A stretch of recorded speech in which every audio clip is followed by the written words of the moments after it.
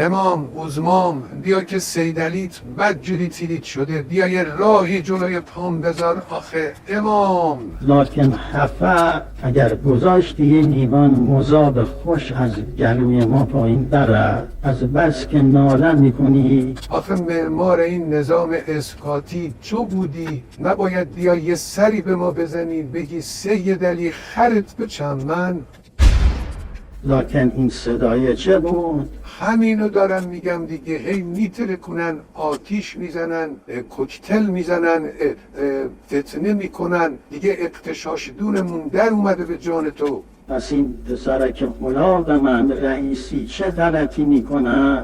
مگه قرار نشد بیاریش فتنه ها را جمع بکنه؟ آوردم نشد، الان یکی عبامو میکشه، مجلس ریشمو میکشه. لکن این کی بود؟ اینم اژه‌ای بود، گوشمو میجوه معمولا. لکن شیخ فری چرا اعدام نمی کنی مثل من؟ کردم بابا، اعدام کردم، بدتر شد که. اون چی بود؟ طالبان بود، حالا دیگه کارم به جای رسیده، طالبانم میزنه تو سرم. دلخوش به این مقدار نباشی، لکن این ملت چوبو و ولایت را هم چاق میکنه.